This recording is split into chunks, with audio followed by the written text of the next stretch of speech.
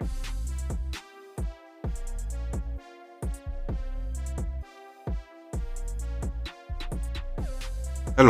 welcome to the Reframing Mindset podcast. We are clear my head of the thoughts that are preventing clarity, practice my speech, among other things. Episodes range from informative knowledge to funny stories about my experiences, and in the future, maybe include interviews.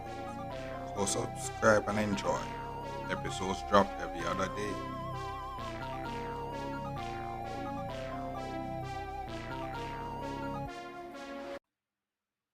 Okay, so now welcome back to the Reframing Mindset podcast. My name is Colin Smith Brooks, and this episode is just an update and some new things that have kind of, some previous things that I talked about that actually implement and some other stuff. But let's just get into it. Yeah. So, boom. The first thing is the implementation of the term that I coined a while back is the internal investment. Yeah, and that is simply um, um, can be can be explained through this new thing that I've done, which is a fund, you know.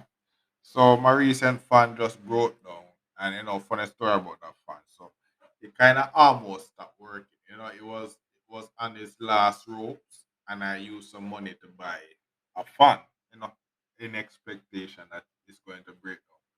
So after I buy that fund now and carry it home and thing, I actually didn't open it because the fund that I had that I thought was broken down, it actually started working again. So I just have it had it there just in case it actually break down. So boom, eventually now this girl now posting that for one of her birthday gift she wanted a fun and thing. So I message her and say, funny enough, I have a fun. I have a fun I could give you, but I bought it in case my other fan broke down and things. So I never really had a plan to really give her. I was expecting that my fan would break down. And over some time I actually did I it fan never break down. It was working pretty okay until I eventually said, you know what, I'm gonna just give this new fan to the girl. And of course she said she wanted it and things. So I asked her if she still want the phone, and she said yes. And I actually ended up giving her. So boom, I am back now, and then couple weeks later, fun still going okay until one day now, boom, he actually start working. So boom, I had to go out and buy a new fan, and I actually bought a somewhat better fan, a better fan than the one I had before. It's one of those strong ones that I always see people would wear. Set it up one time and then just sturdy. And that's an example of the internal investment thing that I was talking about, where this fund is significantly better than the one I had before and more sturdier than the one I had before. So it's expected and and it's expected to be a one-time payment cost that I just paid, and it should last me about a good amount of months without worrying about buying a new fan or something like that. I just pay the one time cost and it's there. The only additional cost that this fan would bring now is electricity cost. And that's this the other fan will bring the same thing, you know. The only thing difference is this fan has better breeze and stuff like that. But that's an example of the internal investment where I pay a one-time cost and thing. And the fun good thing about it is eventually if I move up from this place and go to another place, this fund is left here. And I'm at my uncle place and things. So boom. Suppose he wants to rent out this room and something like that. This fund is here as him. That's money save. He doesn't have to invest in a fund. The other person that comes here doesn't really have to invest in a fund. It's here and it's sturdy, and that's an example of internal investment, which I'm explaining, where you do a upfront investment now that saves you long term money in the future, as this fund will the price of this phone would more likely rise in the future and stuff like that. But you bought it early so that you don't have to worry about it in the future. So that's my thing on the internal investment. So the next thing is, sadly enough, I haven't got any call back yet from any job that I've applied to. And that's one of the weird, that's one of the things that I kind of mentioned, which is, what if I never had this podcast? I had something else. I will be out here waiting. And that's one of the things that I realized with businesses, where it's, you have to imagine and think about it like this. Imagine, instead of the resume, I was actually purchasing a product. So I send in an invoice, say, oh, I needed this and thing to those businesses. And I haven't gotten a call back or anything about those things. You know? So technically that's what I you have to imagine when you send in a resume and you haven't gotten a call back. That means that they haven't, the HR, the department HR department that they pay to do these things is not efficient or good or anything. They haven't even, you know you have to think about these actual people that they are paying to go through these resumes that may have actually reached or something like that. Or even if they have the person that I give to haven't really given it to them yet. That's a person you're paying that isn't doing their job well. So these are things that I'm actually telling you that, yo, when when you actually do certain things, you have to think about it in real time. That, yo, these are actual people getting paid to do certain things. It's like one of those things that I talked to my auntie about, when back in the past, when the internet that I have now, every single day around 10 to 1 o'clock, the internet usually goes down every single day for months, months and for months. And I actually sit down and think about it, and like, yo, for months upon months, those internet people are going to work, having meetings, and getting people calling them, telling them about the same problem, and they just say, okay, and we're on it. And the next day, the same problem occurs for months upon months upon months. I have to look at it like, yo, we are paying these people to fix these problems, and for months upon months, they could have solved it. And it's like, yo, imagine that. That's legit. That's legit.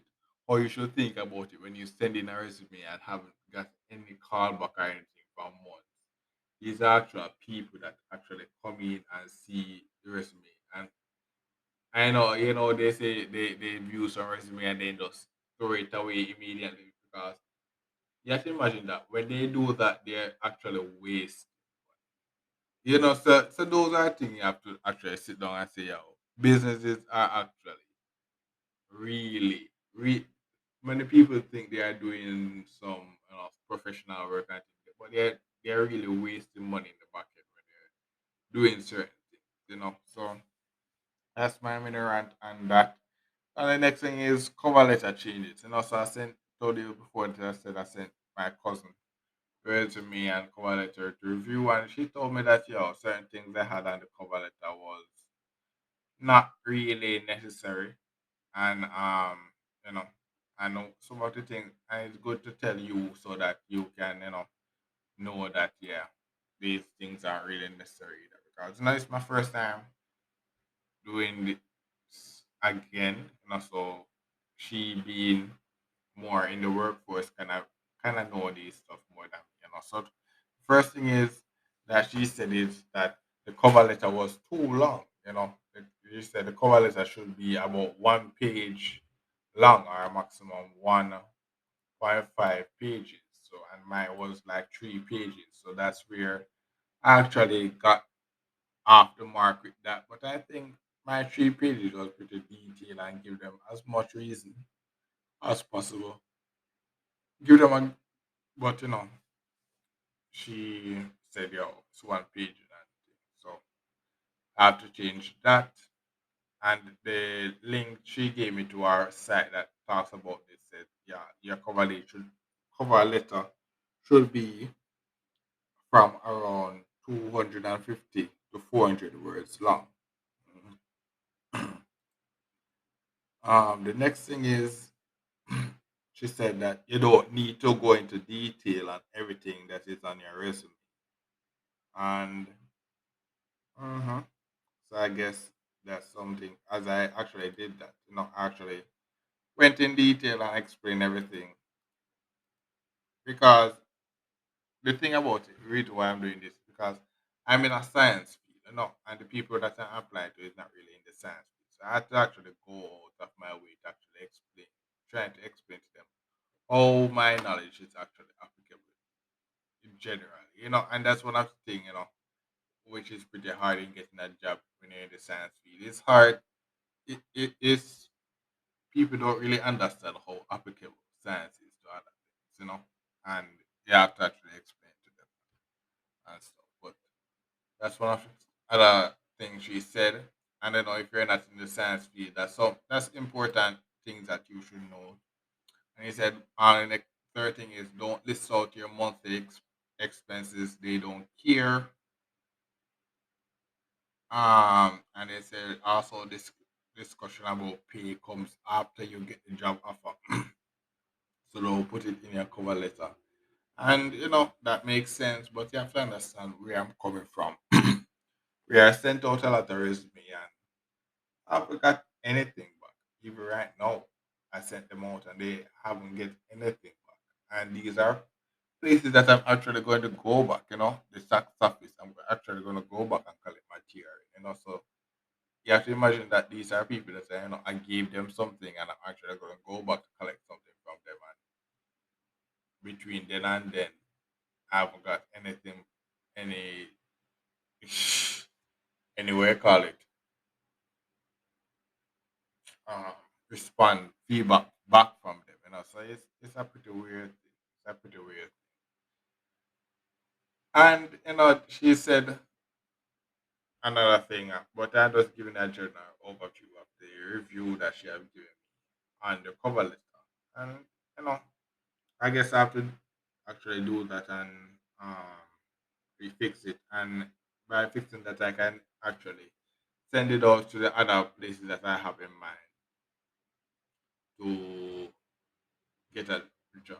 But you know, me not getting any feedback or any call or kind of thing, you have to imagine that there are other people like me that is not a university graduate and thing, that have families and stuff to look for, to what you call it, to feed these things. Actually in the same position and they not getting any call back. And we look at it and say, really, bro? That's how you do your thing, and people want to respect you. You want people to respect you as a business, and it's like, bro, you know. And it's one of those things where I tell people that, yo, some company have the same problem for months upon months and years upon years, and they haven't solved it as yet. And it's like that's one of the things. Similar thing with the resume. I send it in a months upon months, you're not getting a call back, and you feel that um, some of these businesses feel like, oh, because they're a high class business that they don't want to. And it's like, no, that shows how pretty low class as a business you're getting. And it's like, bro, you know. But the next thing, so that's my mini rant and that as well. So the next thing is something that know, looking at the opportunities that I've got recently and what have happened to me. Something that I've actually said here is that say yes to some opportunities, even when you can't see how it may work out. And that came to me when I actually started the gym.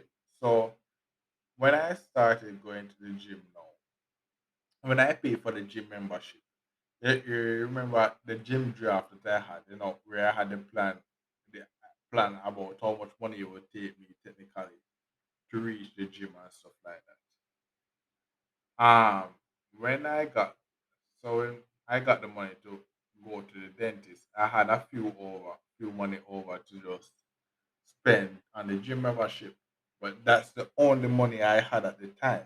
I never really have anything to like buy more food or stuff like that. And me actually paying for the gym membership that day forced me to actually find a way to get the things that I actually wanted. So like fear to reach the gym, money to buy food and stuff like that. And now I'm actually done 3 days and now four going today maybe if I actually go 4 days going to the gym, and it's like that's due to me just simply purchasing the gym membership and then having the obligation to for 1 month now I have to actually use this $11,000 or else it's a waste of money, and that's how.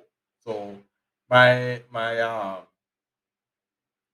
one of my tip I have to tell you is that sometimes certain opportunities come and you don't really see how you will actually make it work. Just say yes to it, and then boom, you might actually find a way to get it, um, to get it to work out. And then boom, the next thing is this mentorship opportunities thing that I've gotten before, which I was talking about in the past, due to someone seeing my podcast and actually getting interest in it. I wouldn't have gotten that even if I don't get the opportunity to actually do it. I would I wouldn't even get the chance of them recognizing me if I hadn't started the podcast and start recording episodes. So that's something else to add to the opportunity where you say yes to some opportunities even when I can't see how it may work out. I started from basically recording in my phone in my grandmother's place in the basement.